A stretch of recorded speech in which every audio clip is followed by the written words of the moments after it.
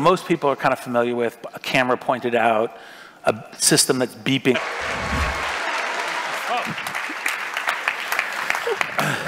I have a swollen ankle and a slow land speed, so I was worried that if I waited too long, it would take a bit of time. So,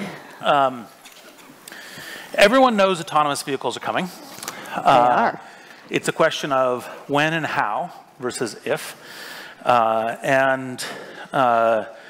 It's obviously going to be a huge transformation to a landscape of everything from how space is reconceptualized to kind of work and impact of that to urban planning and the whole thing. Yes. So, and I know the answer to this obviously because I invested and joined the board, but I'm going to ask you the question so that the audience can learn this.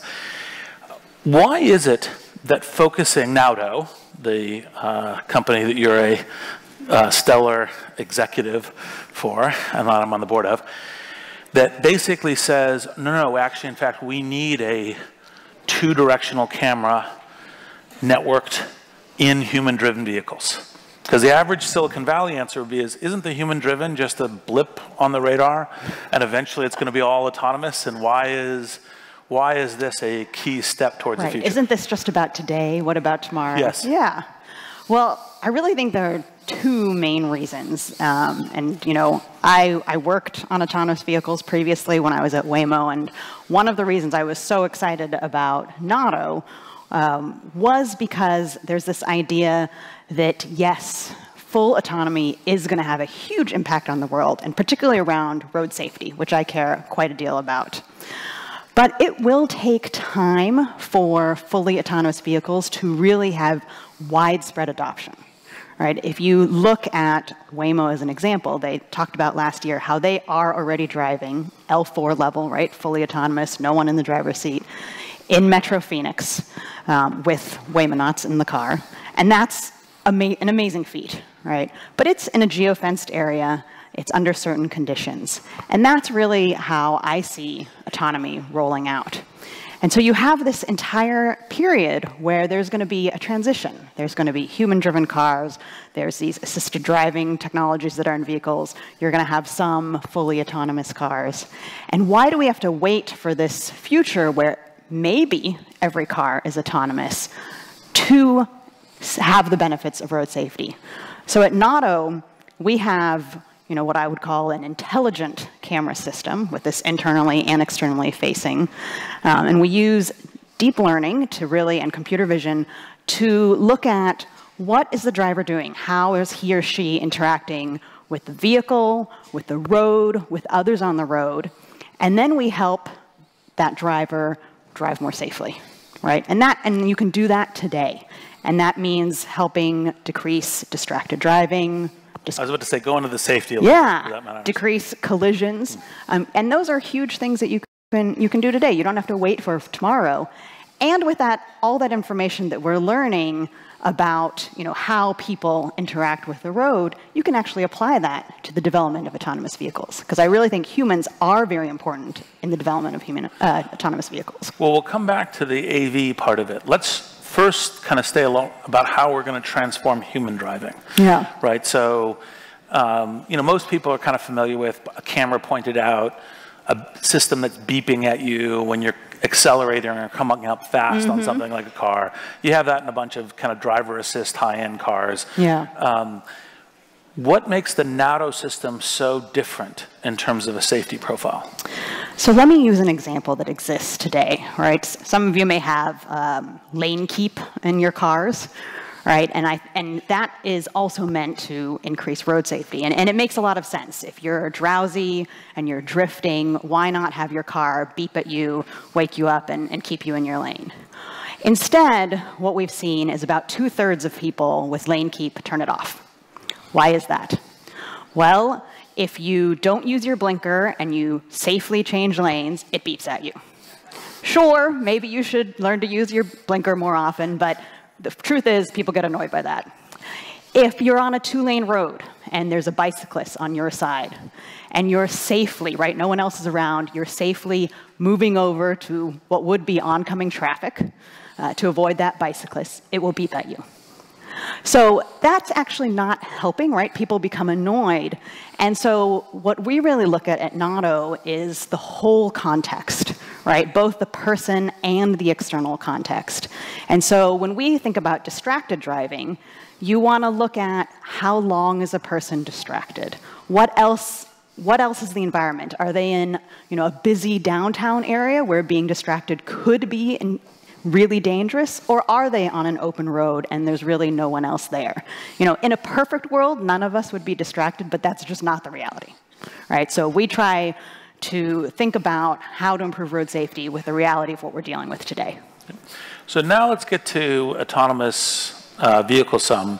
One of the things that I think, again, kind of a classic Silicon Valley technologist is it kind of believes that we're going to blink and then next year everything's going to be AV. And they don't actually realize that there's somewhere between a 10 and a 20-year period at minimum, yes, where there's a heavy mixed part of it. So how does the kind of Notto solution help that autonomous vehicle future in this mixed environment? And how should people understand the mixed environment as something that's kind of this key intermediate step that you do not get to complete autonomy without?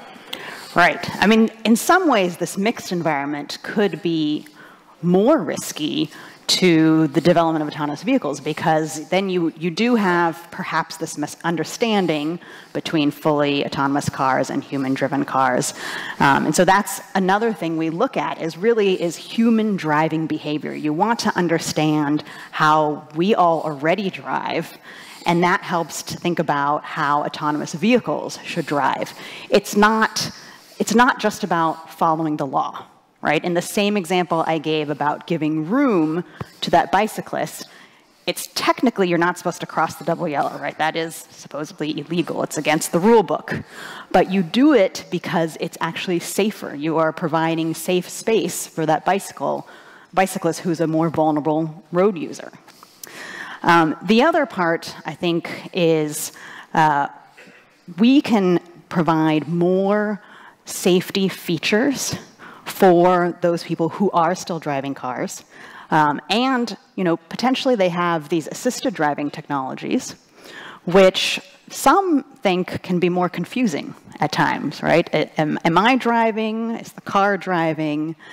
And, if you believe in L3 driving, which we can talk about if I do or not, and I'd love to hear if you do. I don't. Do you? I don't either. Yeah, but if you do, right? Why don't you describe L3 yeah, too, it's so this just idea, L3 driving is this idea that the car will drive itself in almost all scenarios, and the person in the driver's seat could take a nap or read the newspaper, and then... Or watch a Harry Potter movie. Or watch a Harry Potter movie. And then in some really slim cases, the car will actually ask you to take over. It'll beep at you and, I don't know, electrocute you and try to get you to take over. And the reason why I don't believe it's actually possible is there are already studies that show when you're driving and even a bit distracted, it takes people about 10 seconds to actually become fully aware, right? Understand their context. I mean, what will it take if they're asleep, right? But let's say technologies like that are on the road. All the more reason to have other things like distraction alerts, or maybe fatigue sensors to really understand what the person in that driver's seat is doing. The other thing that I think that people are not gaming out sufficiently, which is one of the things that I think Notto will help solve, is I don't think they're predicting how people are going to behave when they're driving, when there's autonomous vehicles on the road.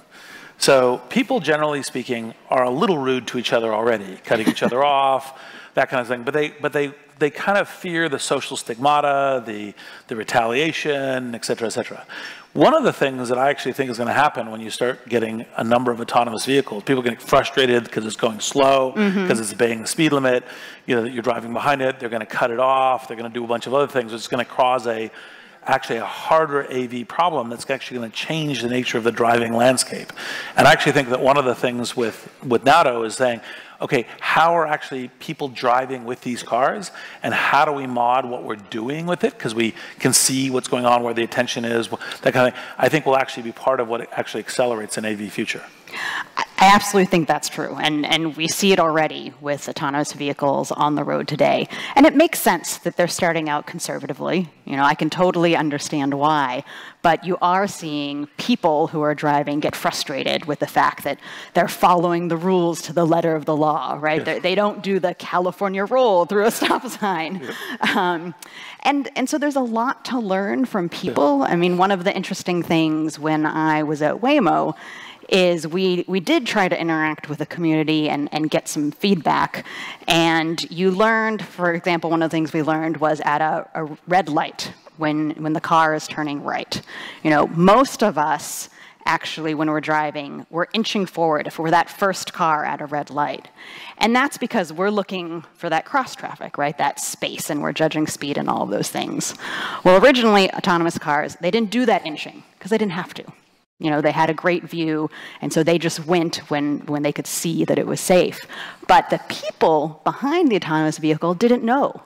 Was the autonomous vehicle broken? Did the system break down? Am I going to have to go around once the light turns green? And so, you know, understanding that part of human behavior is really important so that you're designing autonomous vehicles that take into the account what people are thinking. Otherwise, it's not just the rude, you know, having everyone cut off autonomous vehicles, but actually road confusion, right? You don't even know what this car is going to do. So how do you think the OEMs are going to play into this mix? You tend to have two sides to this, and I'm hoping you're going to give something more of a blended answer. But there's one kind of simplistic side that says, well, they're the only scale manufacturers. So at the end of the day, the only time a lot of vehicles will be deployed in some way is if the OEMs are doing it. Mm-hmm. And that's the kind of the pro-OEM thesis. And then there's another thesis, part of what sustains the stock market enthusiasm at Tesla or things, which is the paradigm is moving from a mechanical engineering paradigm to a software paradigm. Right. And that these companies are based in mechanical engineering paradigms, and that the way to play into this new future is a different mindset, a different set of capabilities. What's your point of view, since you both have Waymo and Nauto, and then also if there's anything that shades into how Nauto thinks about this? Yeah, you know, I think even when I was at Waymo, I really believed in partnership with OEMs, you know, because making a car isn't easy. Oh, OEMs are like, okay, original equipment manufacturers, yes. Ford, Lexus, et cetera. Sorry, this is auto geek speak. So it's not easy to make a car. Yeah. And these companies have years, right? Hundreds of years of experience. And so I wouldn't discount that, right? I think it would be too much hubris to just ignore them completely. And one of the things I do love about Nauto is that we have auto manufacturers who are strategic investors, and we already partner with them in helping their autonomous vehicle technology with all of the knowledge we have about human driving and what actually happens on the road across the US. But I do really admire Tesla and also some of the startups that are just going for it, you know, for brand new, thinking fresh about what a vehicle should look like, should have when it is fully autonomous. So I think we will see a blend. I do think there are some auto manufacturers that will come through this through partnership. I don't think it will be on their own. I do think we'll see some consolidation in that market, and I think we will see some new companies, maybe even ones that don't exist today, that give a totally fresh perspective, that learn both from the experience of you know, potentially those companies that have failed, or you know, of companies that have tried but don't quite get that part right. And how much do you think that one of the things that will be funky around autonomous vehicles will be nation-state policies, right? Because there's this classic kind of China, US, Europe, yes. Data, location, the stack of those things that also play into this, you know, traffic jam. I don't know what the right metaphor is. But. The regulation will definitely play a key role. You know, some people really worry that the development of autonomous vehicles means that they won't get to drive, right? They love driving, they love the feel of the open road, and I appreciate that, although I have to say, I live in San Francisco, work in Palo Alto, so the commute is not exactly when I'm feeling the need to drive, but I could see it on a weekend day, driving the hills around Stanford. It's sunny. Of course you like driving. And so I don't see us here in the US banning human driving anytime soon, even if full autonomy existed today. Because I do think it's part of the American ethos, the idea of freedom, and I personally believe in personal freedom. But I do think there are some nation states that would consider that, right? I mean, Singapore has been on the front edge of supporting the development of autonomous vehicles, and they're a little bit more of a dictatorial is the wrong word, but they will, I think they're more bold in enacting rules like that, and that could speed the adoption of autonomous vehicles there, and that also means speeding the benefits, the safety benefits, the productivity benefits, the efficiency benefits over the US. Well, one of the things I also, think that it's likely that it'll be a city that is forward-looking, that says, I want to redefine my grid and I want to get rid of traffic congestion, I want to have throughput, safety, etc. I actually, probably the only time that I've gotten a, real at mentions, kind of the internet troll thing, other than everyone gets a random one every now and then, was I published a piece on the fact that we should want to get to an autonomous vehicle future, and that humans ultimately will only be driving kind of the equivalent of golf courses. Right. Right. And the reason for that is that the safety is a 90% plus reduction in fatalities. Yes. The throughput on current infrastructure is 6 to 8 times. And commutes from San Francisco to Palo Alto go from, wanting to pound your head into the steering wheel to, kind of like, oh, this is kind of fun. And then the way that I ended that piece was drinking and driving no longer goes from an evil, negligent thing to something that maybe you're just, kind of, it's cool to drink and drive, right? As with autonomous vehicles. So, so what do you think, if you were going to kind of crystal ball, where do you think the first major steps in AV will come, and how will that look like in a blended environment?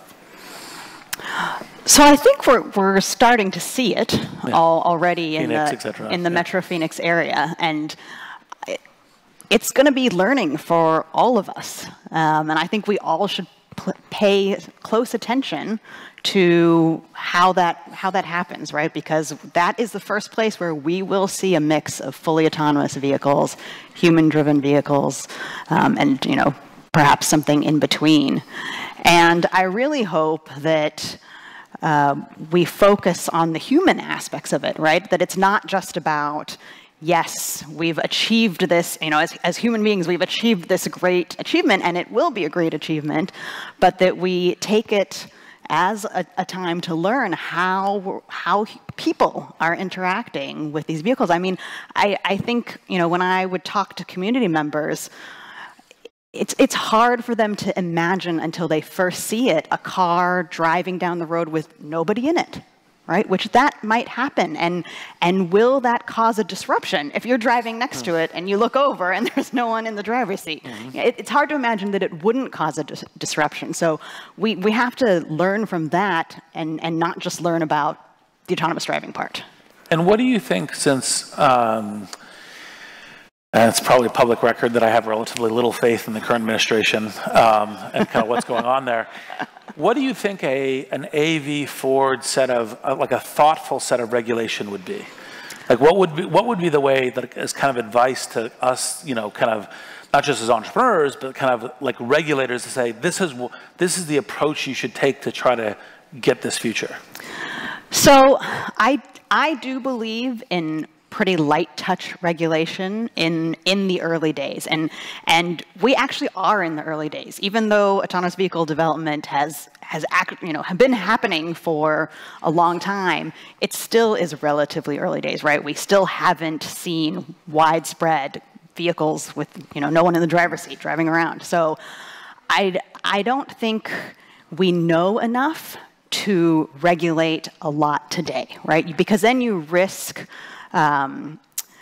you just risk regulating something that the technology changes so quickly and then it's not relevant. And I think the California AV regulation is an example, unfortunately, is the early regulation didn't take into account the idea that maybe if you don't have someone in the driver's seat that needs to do anything, then you won't need a steering wheel. You won't need a brake pedal, an accelerator pedal. And sure, that day might not be today, but that could be in the future. And so the early version of their regulations didn't account for that. And why should they have thought of that?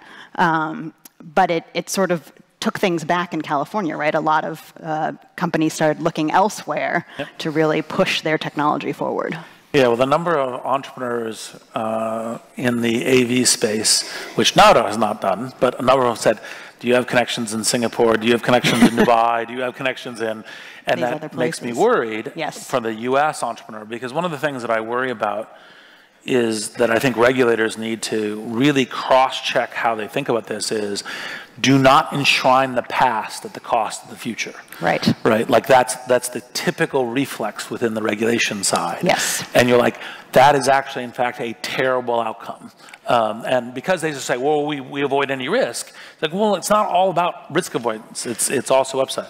So last question for because I think we're kind of at the close to the end of time.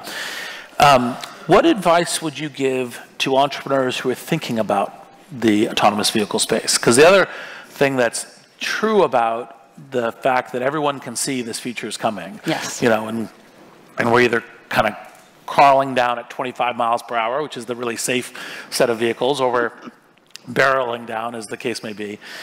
There's just a ton of AV companies. Like I've met AV companies that are like, well, we have a LiDAR thing, and because we got a unique LiDAR thing, we're going to develop AV. There's all that. So how would you give? Because this is an entrepreneur's environment. What perspective would you give to entrepreneurs on how to think about the AV space? Well, one, I actually never thought that I would be in the transportation space, and it's a wonderful time to be in this space. It's so exciting. I mean, the work in it is very impactful. So in general, I would encourage entrepreneurs to enter this space.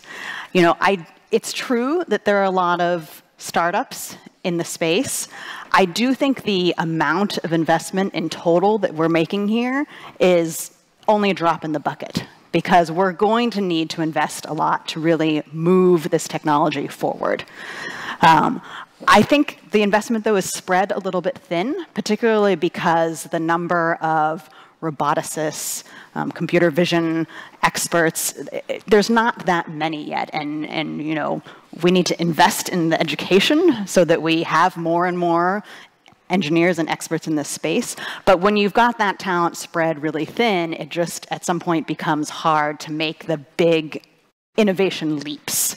I would also encourage entrepreneurs to think a little bit more broadly about where in autonomy they want to play. Like I said, it's one of the things that really attracted me to NATO was that, yes, we believe in the autonomous future, but we can get there by having an impact today. And that really attracted me, and I would like to see more entrepreneurs think about not just the end game, but creative ways to get to the end game. Yeah. And actually, to amplify on your comment as the last point, make sure you have a view of differentiation. Yes. Part of the autonomous vehicle space is there's lots of people going after it. It's complicated because of regulation, OEMs, scale of manufacturing, availability of data, and a set of other things. Have a strategy across all of that, and then make sure that you have a differentiation. Because if you do not have a differentiation, given that there's probably, like my guess is in the world, there's probably at least 200 AV startups, right? Just because, and that's a swag, but there's at least that. So you have to have that theory of how we're different, and I think that's important.